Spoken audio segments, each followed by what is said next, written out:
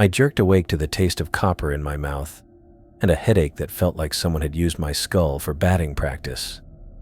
The room around me was all metal walls and riveted seams, maybe 8 feet by 10, with a narrow bunk that had definitely seen better days. No windows, just a single overhead light that buzzed like an angry wasp. The floor was moving, not swaying exactly, but that steady, rhythmic motion that meant I was on water. Big water, from the feel of it. I sat up too fast and immediately regretted it. My vision went spotty for a second, and I had to grip the edge of the bunk until the world stopped spinning.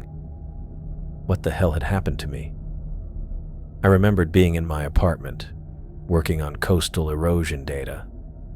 And then, nothing.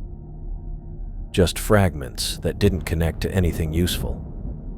The steady thrum of machinery vibrated through the walls. Industrial stuff, heavy duty. I pressed my ear to the metal and heard the deep, rhythmic pounding of what sounded like drilling equipment. An oil rig, maybe? That would explain the motion and the industrial sounds. I tried the door handle, expecting it to be locked, but it turned easily. The hallway outside was narrow and functional, lined with pipes and electrical wiring that ran along the ceiling like mechanical veins. Everything was painted that institutional gray-green that screamed government or corporate facility. The air smelled like diesel fuel and salt water. Through a small porthole about 20 feet down the hall, I could see ocean. Nothing but blue-gray water stretching to the horizon in every direction. No land, no other boats, just endless water under an overcast sky. My legs felt wobbly, like I'd been lying down for way too long. How long had I been out? And why couldn't I remember anything after Tuesday night? You shouldn't be out here. I spun around, almost stumbling again. A woman stood at the far end of the hallway, maybe 30 years old, with dark skin and concerned eyes. She wore jeans and a burgundy sweater that seemed odd in this factory-like place. "Get back in your room," she said, her voice barely above a whisper, "before they come back." "Who's they?" I asked, but she was already walking toward me with quick, nervous steps. "Please, just go back inside. I'm Judy, by the way. Judy Day." She glanced over her shoulder like she expected someone to appear at any moment. "We don't have much time." "Time for what? Where are we?" She reached me and put a hand on my arm, trying to guide me back toward my room. Offshore oil rig, about 60 miles from the Louisiana coast, I think. A group calling themselves the Eternal Tide took over the platform 6 days ago. 6 days. That explained why my mouth felt like sandpaper and my muscles were stiff. What do they want? I don't know exactly. Judy kept glancing down the corridor. They've been checking the drilling equipment constantly, talking about something called the Awakening. You've been unconscious most of the time since they brought you aboard yesterday. They had you pretty heavily sedated. Yesterday, so I'd lost almost a week somewhere. Why me? What do they want with a marine geologist? Something flashed across Judy's face, just for a second, but I caught it. She knew more than she was saying. "I honestly don't know," she said, but her eyes shifted away from mine.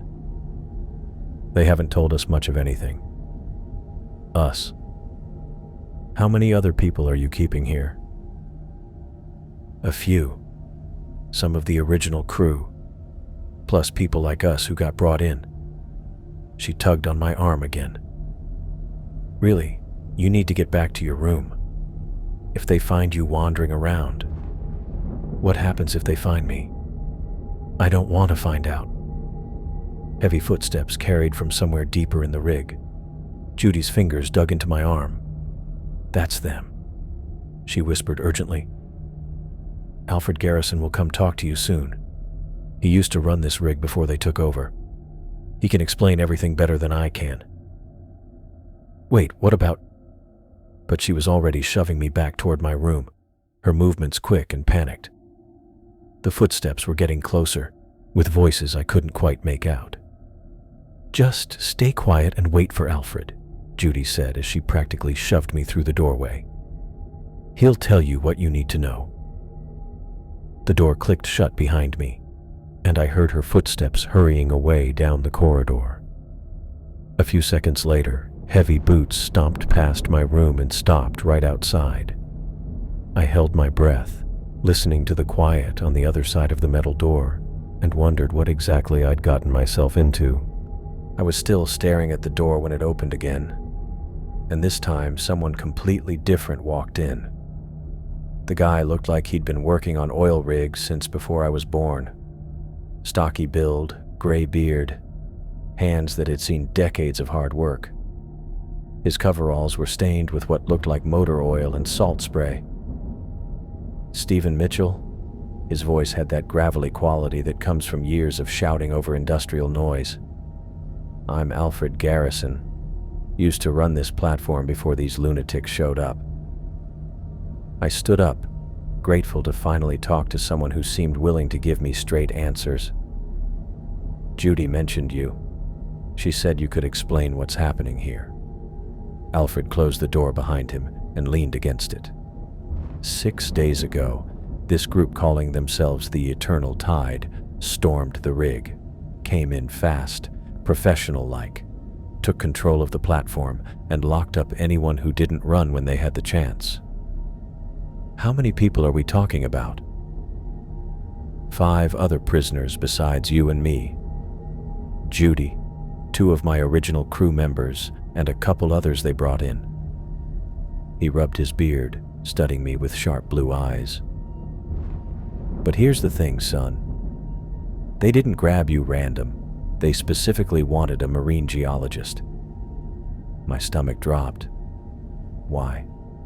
"Because whatever they're pulling up from down there, it ain't oil."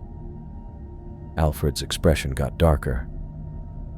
"They need someone who understands seafloor geology to make sure their extraction doesn't go sideways before they finish the job." "What kind of extraction?" "That's what I'm going to show you." He opened the door and checked the corridor. "Coast is clear. Come on." I followed him out into the hallway, my legs still wobbly. Alfred walked with the confidence of someone who knew every inch of this place, taking me toward a stairwell I hadn't seen before. "They've got most of their people working the night shift," he said as we descended. "Gives us a little breathing room during the day." The lower levels of the rig were a maze of pipes, machinery, and narrow walkways.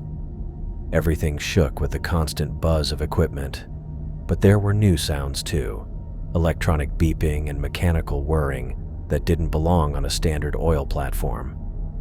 "See that?" Alfred pointed to a section where the original drilling apparatus had been modified with sleek, unfamiliar devices, sensors and collection units that looked way too sophisticated for any operation I'd seen before. They brought all this gear with them, been working around the clock to install it. I looked at the equipment more carefully. The sensors were built for deep-sea mineral detection, not oil extraction. "This is geological survey equipment, high-end stuff. Figured you'd recognize it." Alfred's voice was grim. "They've been asking about you specifically. Mentioned someone named Wesley Quinn gave them data, but they need real expertise to make sure they don't collapse the whole sea floor before they get what they came for." Wesley. My former research partner from the Gulf Project. The betrayal stung hard, but it made horrible sense. Wesley had always resented that I'd been chosen to lead the classified research, and he'd had access to all our geological data. What exactly are they trying to extract? That's the million-dollar question. Alfred led me deeper into the mechanical sections. All I know is it's valuable enough to justify taking over an entire oil rig. We turned a corner and almost bumped into someone. A woman, maybe 30, with straight black hair and the kind of alert stance that screamed military or cop training. She had on dark work clothes that looked similar to what the cult members wore, but something about her seemed off. "Alfred," she said quietly, glancing around nervously. "You shouldn't be down here with him." "Naomi, this is Stephen. Stephen, meet Naomi Matthews." Alfred's introduction was careful, like he was testing something. Naomi looked at me for a moment, then reached into her pocket and pulled out a folded piece of paper. "You might need this," she said, pressing it into my hand. "Learn it by heart, then get rid of it." I unfolded the paper to find a detailed hand-drawn map of the rig's layout, showing air vents, emergency exits, and what looked like guard positions marked with small X's. "Why are you helping us?" I asked. "Because some things are more important than following orders." She looked at Alfred. "The navigator wants to start the final extraction phase tonight. They're getting impatient." "The navigator?" I looked between them. "Their leader," Alfred explained. "Real piece of work. Talks about awakening things that should stay sleeping, but runs this operation like a corporate efficiency expert." Naomi looked at her watch. "I need to get back before they notice I'm missing." She met my eyes directly. "Watch who you trust. Not everyone here is what they appear to be." She vanished back into the maze of machinery, leaving Alfred and me alone with the endless mechanical noise. "Can we trust her?" I asked. "In this place, trust is a luxury we can't afford." Alfred started walking again, leading me toward what looked like the main drilling platform. "But that map she gave you? That's real intel. She's been watching their movements, learning their patterns." We reached a viewing area where I could see the changed drilling operation in action. Huge cables dropped into the dark water, and collection containers went down and came back up in a steady rhythm. The whole setup looked like they were mining something specific from the ocean floor. "Stephen," Alfred said, his voice heavy with worry. "I've been working these waters for 30 years.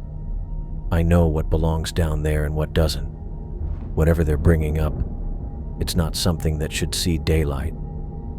I stared at the operation below, thinking about my classified research and the environmental warnings I documented 2 years ago.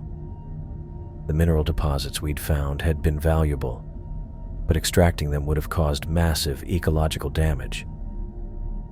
"How long do we have? If they're starting the final phase tonight?" Alfred's face was grim. "Not long enough." I waited until the mechanical sounds from the drilling operation settled into their nighttime rhythm before pulling out Naomi's map. The hand-drawn lines showed a route through the ventilation system that could get me to the radio room without using the main corridors. If I could reach the communication center, maybe I could call for help. The ventilation shaft was tight and hot, barely wide enough for my shoulders. I crawled through the metal ductwork, following Naomi's careful markings, trying not to think about what would happen if someone noticed me moving around up here. The air tasted like diesel fumes and salt, and every few feet I had to stop and wipe sweat from my glasses.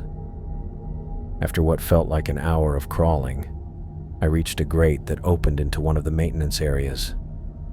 I could hear someone moving around below, so I waited, listening to the footsteps pace back and forth across the metal flooring. "Hello?" a voice called out softly. "Is someone up there?" I froze. Getting caught now would destroy everything.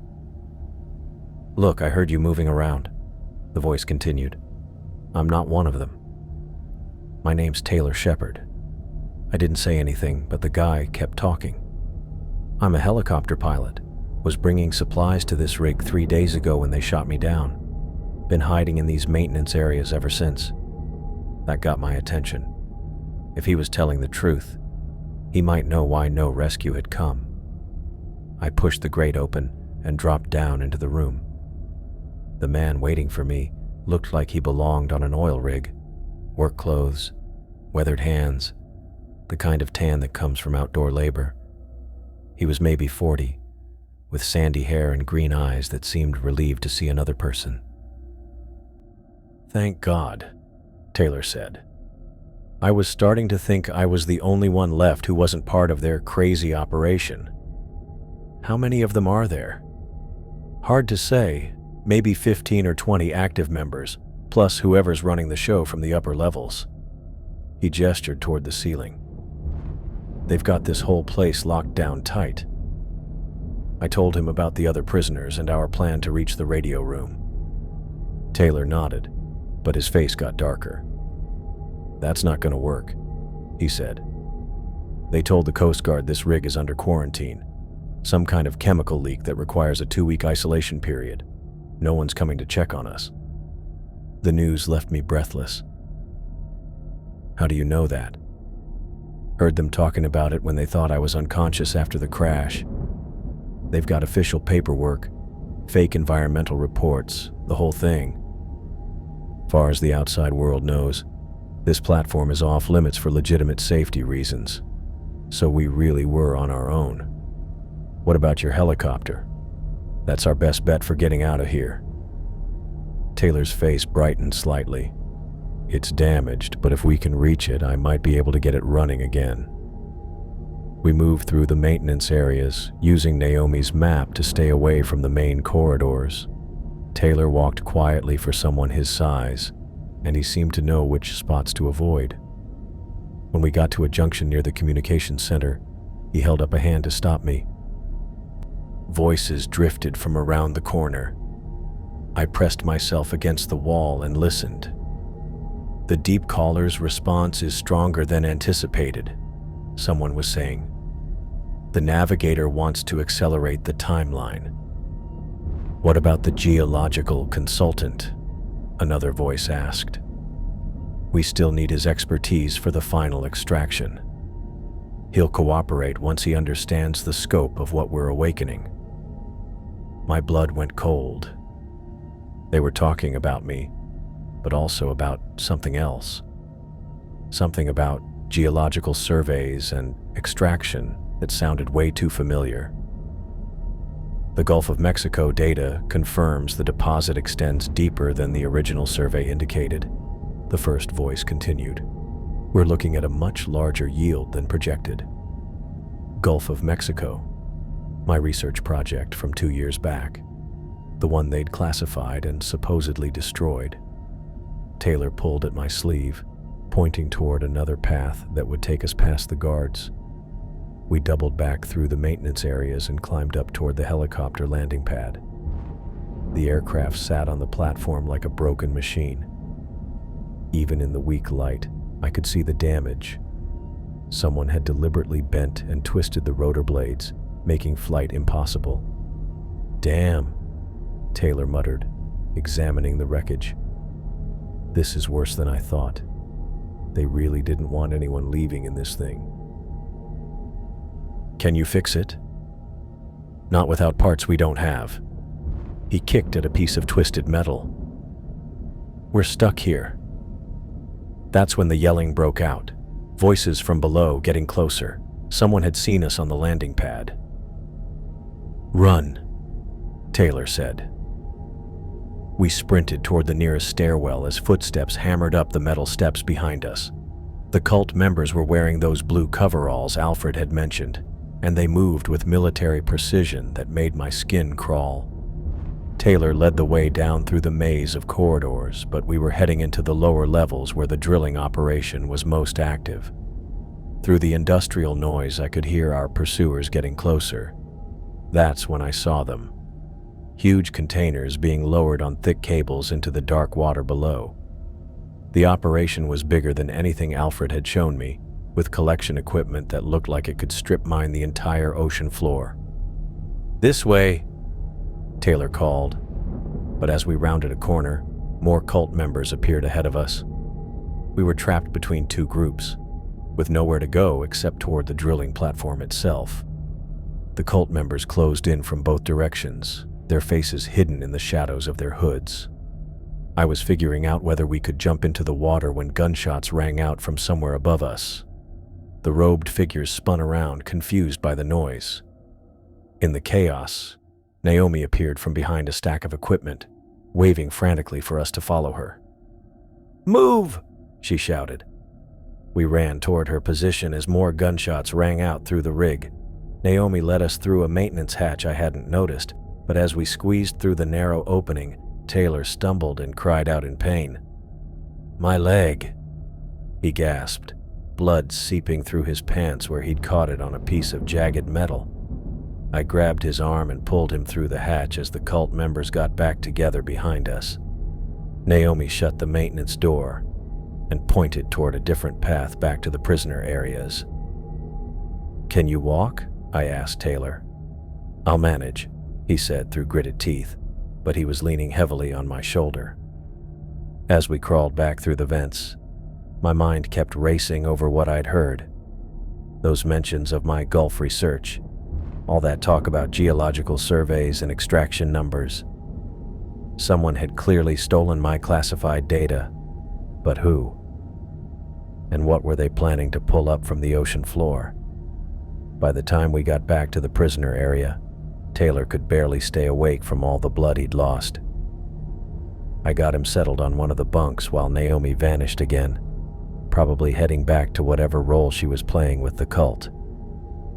I sat there in the darkness, listening to Taylor's rough breathing, and couldn't shake the feeling that trusting Naomi might have been a bad call.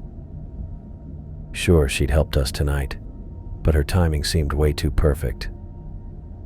And how did she know exactly where we'd be when we needed rescuing? The drilling operation kept its steady rhythm below us, pulling something up from the deep water that I was beginning to suspect I'd helped them find. I woke up to Taylor moaning from the bunk across from me. His leg had bled right through the makeshift bandage we'd wrapped around it last night, and the fabric was stuck to the wound. "Hold still," I said, carefully peeling away the dried cloth. "This is going to hurt." Taylor clenched his jaw as I cleaned the gash with water from a maintenance bottle Alfred had found. The cut was deeper than I'd expected, running along his calf where the jagged metal had caught him. I ripped strips from my shirt to make fresh bandages, wrapping them snug enough to stop the bleeding, but not so tight they'd cut off circulation. "Thanks," Taylor said, testing his weight on the leg.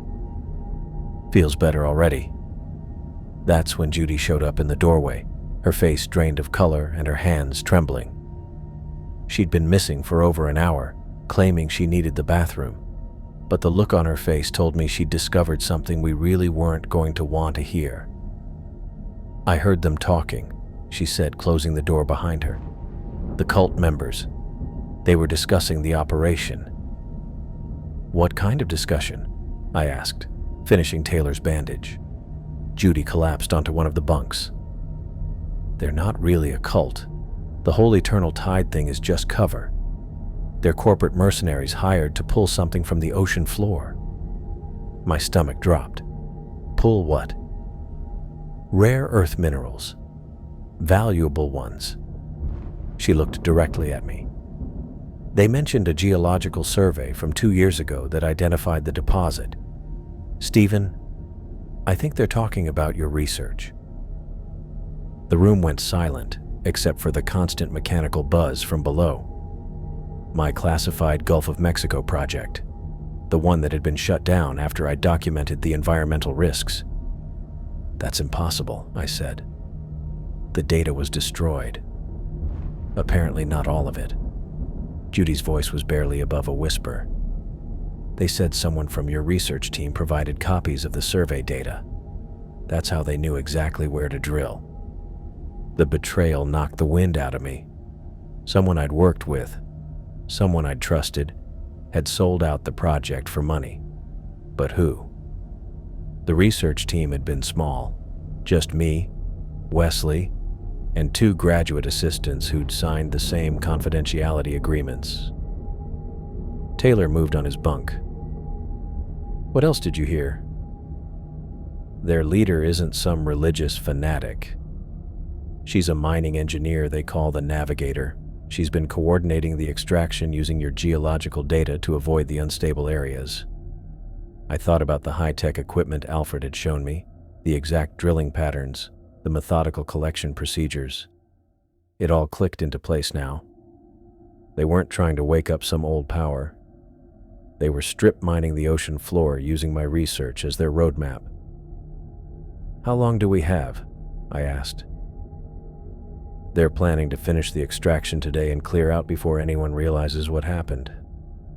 Judy's hands were still shaking. "And they're not planning to leave witnesses." The door opened and Alfred walked in, his face dark. "Thought you might want to know. I got a closer look at their equipment last night. That's not cult gear. It's industrial mining stuff, top-of-the-line equipment. Whoever's funding this operation has serious money." "Judy overheard them talking," I said. "They're using my geological research to extract rare earth minerals." Alfred nodded like this backed up what he'd been thinking. "Makes sense.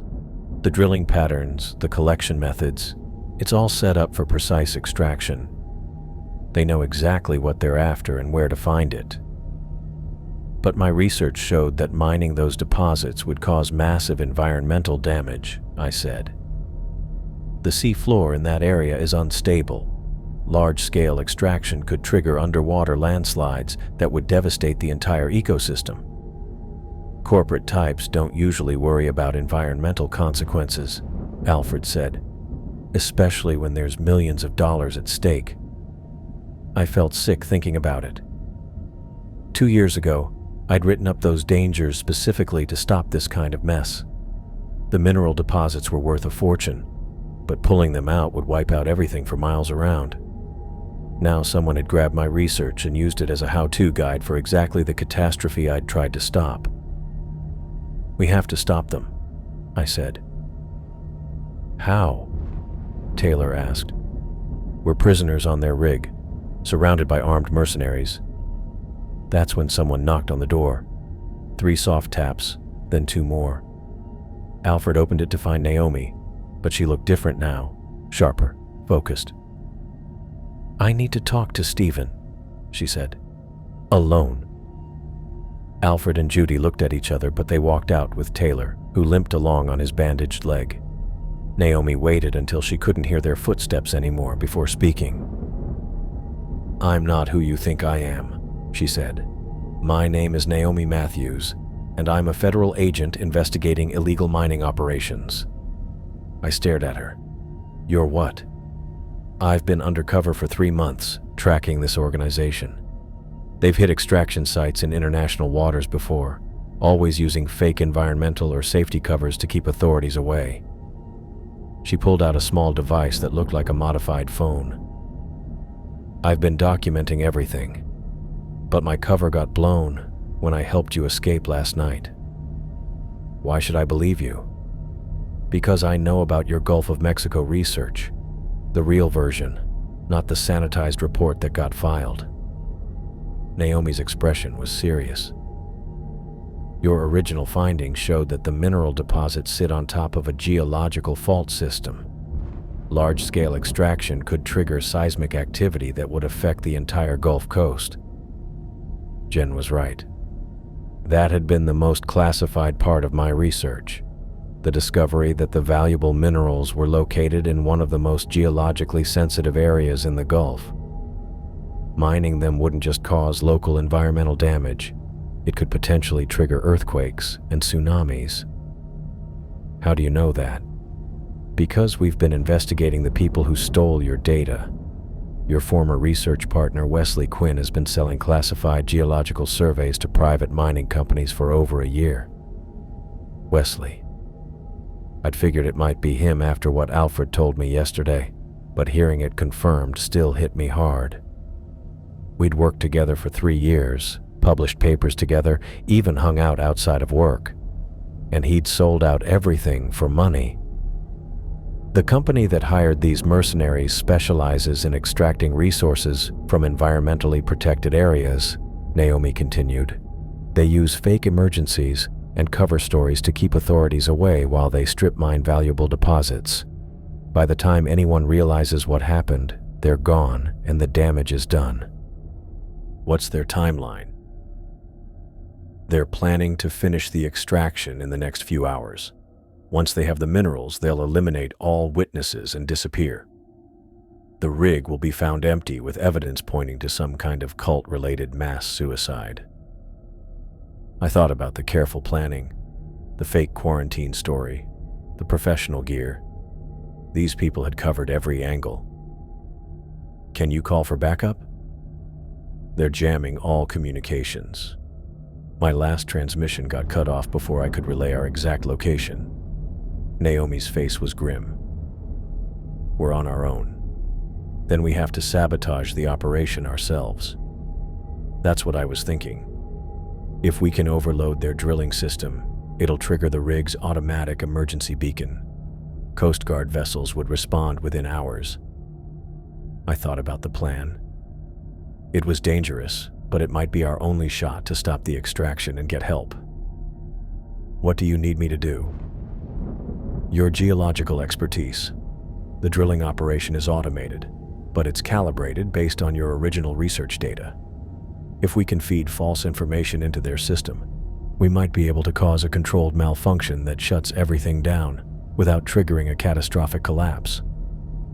That could work, I said, thinking through the technical requirements, but we'd need access to their main control systems. I know where they are. The question is whether we can reach them without getting caught. I looked at Naomi, trying to wrap my head around everything she just told me. A federal agent, illegal mining operations. My research being twisted to fuel exactly the kind of environmental disaster I'd spent years trying to stop. The whole thing felt like some kind of nightmare, but those relentless drilling sounds from below kept reminding me it was all too real. When do we do this? Tonight, during their shift change. That's when we'll have the best chance of reaching the control room undetected.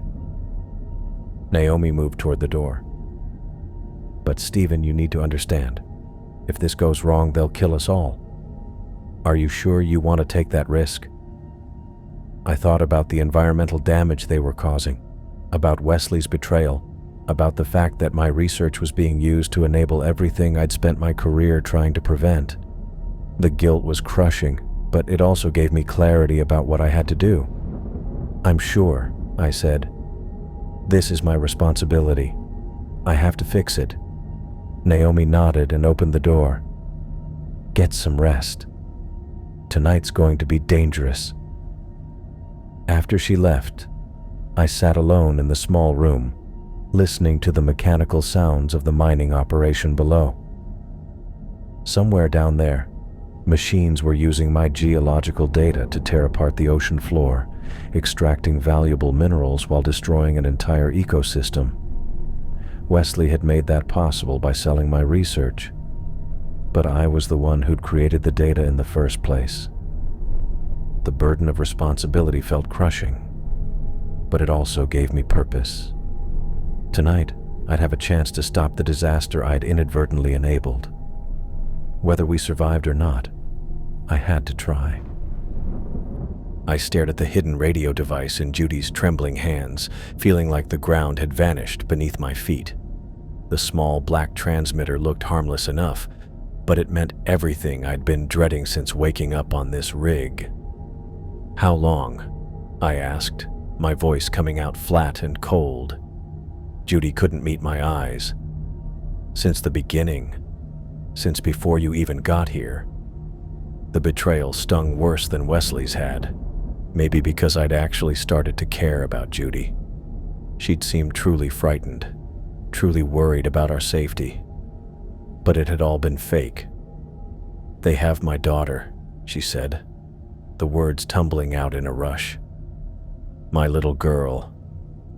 She's only 7, and they said if I didn't cooperate, if I didn't make sure you helped with the extraction. Her voice broke completely. Alfred stepped forward, his face dark but not shocked. I knew something wasn't right about you from the start. Too many easy answers. Way too much useful information. You knew? I turned to stare at him. Suspected. but I needed to see how deep this thing went before I said anything. Alfred's weathered face was hard as stone. Corporate operations like this always have inside people, someone to manage the assets, keep everyone in line. Naomi watched Judy with professional detachment. What's your real job title? Corporate Liaison Specialist. Judy wiped her eyes with the back of her hand. I work for Meridian Resource Development. They contract with companies like the one running this operation. Meridian. Naomi's voice carried recognition. We've been tracking them for 8 months. They specialize in extracting resources from protected areas using shell companies and fake emergencies. I felt sick. So the whole Terrified Prisoner Act was just to get me to do what you wanted? No. Judy looked up sharply. I mean, yes, I was supposed to convince you to cooperate, but Stephen, I really am terrified. These people, they're not just corporate criminals. They'll kill anyone who gets in their way. Including us, once they're done with the extraction, Alfred said. Judy nodded miserably. That's why I've been trying to help you get out. My job was to keep you quiet until they finished, but I can't just stand here and watch them kill everyone. I wanted to stay mad at her, but the terror in her voice sounded real. And if they really had her daughter... What have you been telling them? Naomi asked. Everything. Your escape attempts, the sabotage plan, all of it. Judy held up the radio. But I haven't transmitted anything since yesterday. I've been pretending the device malfunctioned. They'll figure that out soon enough, Alfred said. Which means we need to move now, before they realize she's stopped reporting. Naomi checked her watch. The shift change happens in 20 minutes. That's our window. I looked around at the three of them. A federal agent who'd been lying about her identity, an oil rig supervisor who'd been keeping secrets, and a corporate spy who claimed to be having second thoughts. Trust wasn't exactly something we had a lot of right now. How do I know any of you are telling the truth now? I asked. You don't, Alfred said bluntly. But you know what happens if we don't stop this extraction. Your research data shows the environmental damage, right? He was right. Whatever personal betrayals were happening here, the bigger problem stayed the same. They were using my geological survey to strip mine an unstable area of the ocean floor, and the results would be catastrophic. The plan stays the same, I said. We overload the power grid and trigger the emergency beacon. What about Taylor? Naomi asked. He's supposed to create the distraction. I thought about the wounded pilot who'd been helping us. Another person I'd started to trust. Another potential problem. We'd tell him the plan changed. Keep it simple. Judy stood up, still holding the radio. What should I do with this? Keep it, Naomi said. If they try to contact you, act normal. Buy us as much time as possible. And after that? After that, we're all in the same boat, Alfred said grimly. Either we stop this thing, or we all go down with it. We spent the next few minutes going over the technical details. The power grid for the drilling operation ran through a central control panel in the lower mechanical section. If we could access it and create a feedback loop in the electrical system, the resulting overload would automatically shut down all drilling equipment and trigger the rig's emergency protocols. The tricky part is getting there without being seen, Naomi said, spreading out her hand-drawn map. They've got guards posted at all the main access points. What about the maintenance tunnels? I suggested. Alfred shook his head. Too narrow for all of us, and too easy to get trapped if they figure out where we are. Then we split up, Naomi said. I'll take the direct route and draw their attention. You two use the service corridors to reach the control panel. That's suicide, I said. It's tactical. I've got federal training, and I know how these operations work. I can stay ahead of them long enough for you to complete the sabotage." I didn't like it, but I couldn't come up with anything better. The drilling noise from below was getting louder, which meant they were probably moving into the final extraction phase. We were running out of time. "Judy," I said, turning to face her, "I need to know, is there anything else you haven't told us? Any other surprises we should know about?" She paused, and I felt my stomach drop. "The navigator," she said finally. "The woman running this operation. She's not just some mining engineer. She used to work for the government, designing extraction systems for military applications. She knows how to handle situations like this." Meaning she's probably already figured out that we're planning something. Corporate security specialists like her don't just rely on inside information. They plan for every contingency. Alfred cursed under his breath. "So we're walking into a trap." "Maybe, but we don't have a choice." I looked around at the group. "Everyone clear on what we're doing?" They nodded, though none of them looked like they believed we'd actually pull this off. "One more thing," Judy said as we prepared to leave. "Stephen, I really am sorry. About lying to you. About everything. I know that doesn't change anything, but I needed you to know." I watched her face, trying to separate truth from act. The fear looked real enough, and the guilt certainly was. But I'd misjudged people plenty of times before. "Just help us stop this thing," I said. "That's how you make it right." We left the room together, moving through the corridors with careful steps.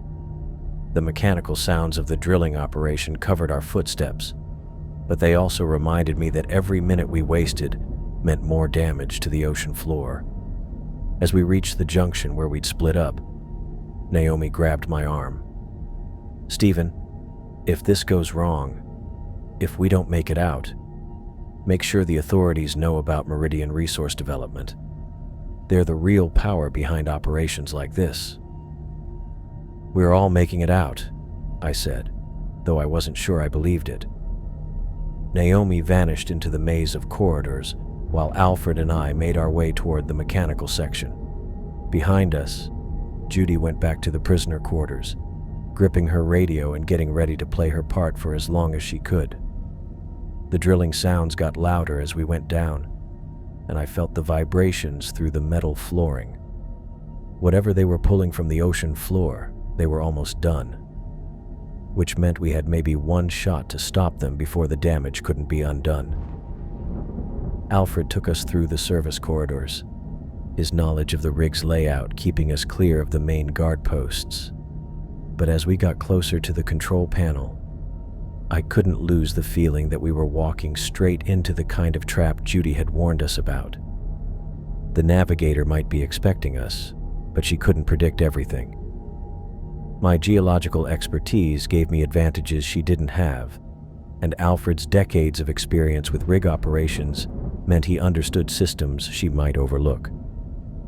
We reached the mechanical section just as the shift change began, giving us the cover we needed to approach the control panel. But as Alfred started working on the electrical connections, alarms began wailing throughout the rig. Someone had discovered our plan. I stared at the empty hallway where Taylor was supposed to be making our distraction. The plan had been simple. He'd cause a commotion near the helicopter pad while we got to the power controls. But the corridor was dead quiet, except for the drilling sounds below. "Where is he?" Alfred whispered, checking his watch. "He should have started 5 minutes ago." Something cold settled in my stomach. Another person I'd trusted, another potential betrayal. I was getting tired of being wrong about everyone. "We go without him," Naomi said, but her voice carried the same doubt I was feeling. We made it halfway to the control panel before the lights came on. Bright industrial floods that turned the mechanical chamber into a spotlight, and suddenly we were surrounded by people in blue coveralls. Not cult members, corporate security, moving with professional precision. Dr. Stephen Mitchell. A woman's voice called out from behind the equipment. Thank you for making this so much easier. She stepped into view, and I realized I'd been expecting robes and mystical nonsense. Instead, Patricia Collins looked like exactly what she was, a mining engineer in industrial gear, carrying a tablet computer and wearing steel-toed boots. No cult leader, just a very competent businesswoman. The eternal tide thing was clever, I said, trying to buy time while Alfred edged toward the control panel. Misdirection. If anyone investigated, they'd find evidence of religious extremists rather than corporate extraction. Patricia's smile was all business. Much easier to dismiss as isolated fanaticism. Stephen. Taylor's voice came from behind the security team, and my heart sank completely. He walked into the light without any limp, his injured leg working perfectly fine. Sorry about this, but the pay was too good to pass up. Your leg wasn't even hurt. Fake blood, bit of acting. Needed to stay close and monitor your escape attempts. Taylor shrugged like it was just another job. Pilot credentials make great cover for coordination work. I felt like a complete fool. The perfectly timed rescue, the useful tips, the wounded victim act. Everything carefully planned to watch our every move while making us believe we'd found a friend. Wesley Quinn sends his regards, by the way, Patricia said, consulting her tablet. Your former research partner has been very helpful. The geological data he provided gave us the initial survey, but we needed the original researcher for real-time analysis. Wesley's betrayal still hurt, but hearing it confirmed made everything fall into place. The classified Gulf project, the environmental warnings I'd documented, the mineral deposits that could bankroll operations like this for years. You don't need me for extraction, I said. The data shows exactly where everything is. The data shows where it was 2 years ago. Seafloor geology shifts, Dr. Mitchell. Currents change, sediment moves, fault lines develop. Patricia's expression was patient, like she was explaining something obvious. We're dealing with an unstable extraction site. One miscalculation and the entire operation collapses into the ocean floor. That's when I understood why they'd kept me alive. The mineral deposit sat on top of a geological fault system that could move without warning. They needed real-time geological analysis to prevent the kind of catastrophic drilling failure that would destroy their equipment and probably kill everyone on the rig. I won't help you, I said. Oh, but you will. Patricia gestured to her security team. Because the alternative is watching your friends die while we attempt the extraction without expert guidance. Much more dangerous for everyone involved. Alfred had been inching toward the control panel, but 2 guards blocked his path. Naomi's hand drifted toward something in her pocket, but she was outnumbered 5-1. Actually, Judy's voice came from the corridor entrance. There's something you should know. She stepped into the chamber with her radio in hand, but rather than looking crushed, she appeared almost at peace. I've been recording everything, she announced. Every conversation, every plan, every detail about this operation. My company handlers gave me this device for coordination, but it's been transmitting evidence to federal authorities for the past 6 hours. Patricia's confident expression flickered. That's not possible. We're jamming all communications. You started jamming after you discovered my betrayal, but the damage was already done. Judy held up the radio. Audio recordings, location data, corporate identification numbers, everything needed for a federal investigation. Then why haven't authorities responded? Because we're 60 miles offshore in international waters. Takes time to coordinate a response. Judy's voice was steady now, like she'd finally found her courage. But they're coming. Patricia's face turned cold. How long? Does it matter? The evidence is already transmitted. Your operation is blown. For the first time since this whole mess began, Patricia looked genuinely worried. She spoke quickly into her own radio, coordinating with someone on the upper levels. "Change of plans," she announced. "We accelerate the extraction timeline. Final phase starts now." The drilling sounds below us got louder, and I could feel fresh vibrations coming up through the metal floor. They were pushing the machinery harder, pulling stuff out faster, taking chances with how stable the ground was. "You can't rush this process," I said. "The seafloor in this area is too unstable. Push too hard and you'll trigger a collapse that could take down the entire rig." "Then you'd better help us do it right." Patricia's smile was gone now, replaced by cold calculation. "Because we're doing this extraction whether you cooperate or not. The only question is whether everyone survives the process." Alarms started going off throughout the rig. Not emergency signals, but operational alerts showing the drilling system was moving into its final phase. The mechanical sounds got louder, more urgent, and I could feel the platform shaking under the increased stress. "Stephen," Alfred said quietly, "whatever you're thinking, think faster. This whole place is about to come apart." I looked around at the faces surrounding me. Patricia's corporate ruthlessness, Taylor's cold indifference, Judy's desperate hope that her evidence transmission would matter. And somewhere above us, machines were tearing apart the ocean floor using my research as their guide. The alarms kept blaring, and I knew we were out of time for clever plans or heroic gestures. The extraction was happening whether I helped or not, and the only question left was whether anyone would survive what came next. The alarms weren't coming from the extraction equipment. I figured that out a split second before Patricia did, when I saw Alfred wasn't standing where he'd been half a minute earlier. "Where's the old man?" one of the guards asked, spinning around. Patricia's eyes went wide as she realized what was happening. "The backup controls. He's getting into the emergency systems." Alfred's voice crackled over the rig's intercom system, rough and pleased. "Attention corporate jerks. This is Alfred Garrison, and I've been working oil rigs since before you were born. Emergency beacon is now active on maritime frequency. Coast Guard response time to this location is about 47 minutes. Patricia was already shouting orders into her radio. "All teams, find and stop the rig operator right now. Speed up the timeline. We're moving fast." The drilling sounds below us kicked into overdrive, machinery screaming as they pushed the extraction equipment way past safe limits.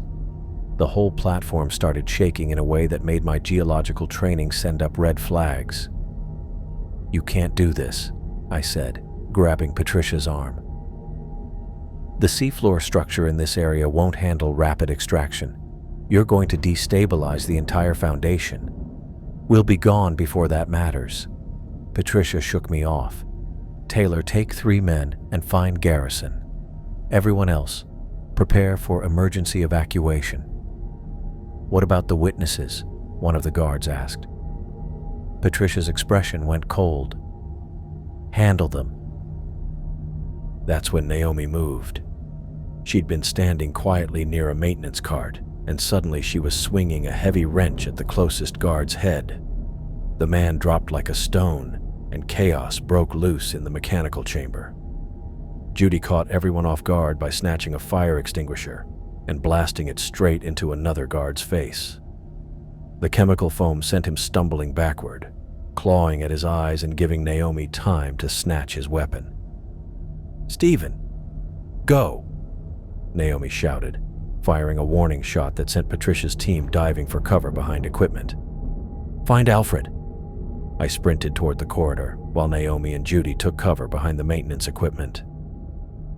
Gunshots rang out through the chamber as I reached the exit, but I couldn't look back. The rig's layout was a maze, but Alfred's voice kept coming over the intercom, giving me directions disguised as status updates. Emergency protocols require manual confirmation at main control station, Level 3, Section C. I found the stairwell and climbed as fast as I could, the platform shaking more violently with each passing minute.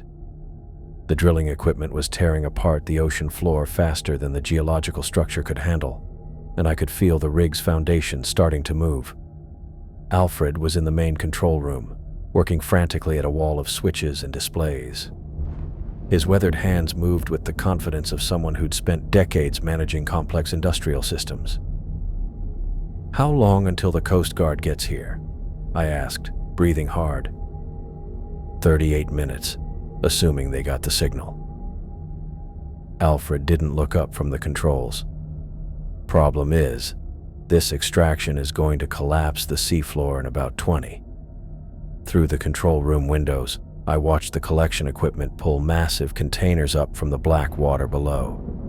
The cables groaned under loads way beyond their limits, and the whole operation looked ready to fall apart at any second. "Can you shut it down?" "Working on it. But they've got override controls from their command center. I can trigger emergency lockdown, but it'll take a few minutes to cycle through the safety protocols." Heavy footsteps pounded up the stairwell behind us. Taylor appeared in the doorway with 2 guards, no longer bothering to pretend he was on our side. "Step away from the controls, old man," Taylor said, raising his weapon. Alfred's hand moved toward a large red switch labeled Emergency Shutdown. "You know what happens if I flip this, right? All the drilling equipment locks down right away. Your bosses lose everything they've brought up so far. They'll lose it anyway if the Coast Guard confiscates it." Taylor moved closer. "At least this way, some of us get paid." "Some of us have principles," Alfred said, and slammed his palm down on the switch. Alarms started going off throughout the rig as the emergency protocols kicked in. The drilling sounds below us began slowing down, massive machinery grinding to a halt as safety systems took control. Taylor jumped forward, but Alfred was ready for him. The old rig supervisor might have been in his 50s, but 30 years of physical labor had left him strong and quick. He caught Taylor's wrist and turned it, sending the weapon sliding across the floor. I grabbed a heavy equipment manual from the control desk and brought it down hard on one of the guards' heads. Not exactly heroic, but it worked. The man stumbled backward into his partner, giving Alfred time to reach the main power controls. "Emergency lockdown complete," Alfred announced, flipping a series of switches. "All extraction equipment is now secured in safety mode. Have a nice day." Through the windows, I could see the collection containers freezing mid-climb, stuck halfway between the rig and the ocean floor. Whatever they'd pulled up was now trapped in the system, completely out of reach until someone manually shut down the emergency lockout. That's when we heard the helicopters. Coast Guard aircraft showed up on the horizon, racing straight for us. Patricia's voice crackled over the radio, yelling for everyone to evacuate immediately, but it was no use. Federal agents were already dropping down ropes onto the rig's upper levels. Taylor and his remaining guard gave up without a fight, smart enough to know when a situation was hopeless. Through the control room radio, we could hear Patricia's team surrendering as they were surrounded by federal agents. "Dr. Mitchell, this is Agent Sarah Chen, FBI Environmental Crime Task Force," a voice called over the intercom. "Please respond if you can hear this." Alfred handed me the radio microphone. "This is Stephen Mitchell. We're in the main control room with the rig supervisor. The extraction equipment has been shut down under emergency protocols." "Copy that, Dr. Mitchell. We're securing the facility now. Please remain in your current location until we can reach you." I slumped against the control panel, exhaustion washing over me completely. "Is it over?" "The immediate crisis, yeah." Alfred was monitoring the equipment displays. "But look at this." He pointed to a geological survey readout showing the seafloor structure beneath us. The rapid extraction had created stress fractures in the ocean floor, visible as dark lines spreading outward from the drilling site. How bad is it? Could have been catastrophic if they'd kept going another 10 minutes. As it is, we're looking at some serious environmental damage that'll take years to heal. The control room door swung open, and Naomi stepped inside with 2 federal agents. She looked exhausted but okay, and I breathed a sigh of relief. "Judy?" I asked. "She's fine," giving her statement to Agent Chen. Naomi's expression was professional again, the federal agent taking over from the undercover operative. "Stephen, I need you to know. This investigation has been tracking Meridian resource development for 8 months. Your research data was the key evidence we needed to build a case against their entire operation." Wesley. "Arrested this morning in Houston, along with 6 other researchers who were selling classified geological surveys." Naomi consulted her notes. Judy's cooperation earned her immunity, and her recordings provided crucial evidence about the corporate structure behind these operations. I thought about my former research partner, probably sitting in a federal holding cell right now, wondering if the money had been worth it.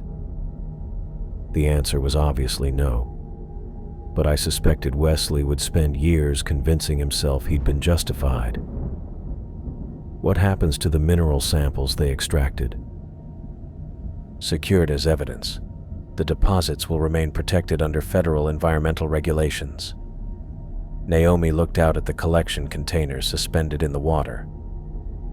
Your original research recommendations about the geological instability were correct. This area is too dangerous for large-scale extraction. Alfred shut down the rig's systems in proper sequence, his movements automatic after decades of practice. Platform stable for now, but we'll need to get everyone off while the Coast Guard figures out what to do with this mess. Through the windows, I could see more federal agents moving across the rig, taking photos of equipment and bagging evidence. Patricia and her team got loaded onto Coast Guard vessels, their corporate extraction operation now just another criminal investigation. "Stephen," Naomi said, "there's something else you should know. This wasn't an isolated incident. Meridian has been targeting protected areas across the Gulf Coast, using fake emergencies and shell companies to extract resources before authorities can respond."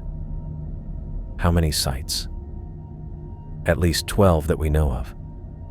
Your research data helped them identify vulnerable locations where they could extract valuable materials without triggering immediate environmental alarms." The guilt crept back in, knowing my work had made multiple operations like this one possible. But watching the federal agents bag evidence and the Coast Guard boat circling the rig, I realized something important had shifted. This stops it though, right? The investigation, the arrests. It's a start. Corporate environmental crime is bigger than any single operation, but this case gives us the evidence we need to go after the financial networks that fund these activities. Alfred wrapped up his shutdown procedures and turned our way. "Well, Dr. Mitchell, looks like your research is finally being used for what you actually intended, protecting the environment instead of exploiting it." I nodded, watching the suspended collection containers rock gently in the ocean breeze. The minerals they held would never reach the market, and the seafloor below would have time to recover from the damage that had been done. It wasn't a perfect ending. The environmental harm was real, and other sites had been stripped before we could stop them. But for the first time since waking up in that metal room, I felt like my work might actually help make things better. The Coast Guard helicopter was waiting to evacuate us, and I could see Judy already aboard, looking relieved but exhausted. As we prepared to leave the rig, I took one last look at the drilling equipment that had been used to exploit my research. Tomorrow, it would all be evidence in a federal case.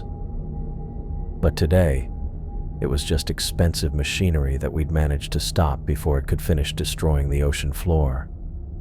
That felt like enough.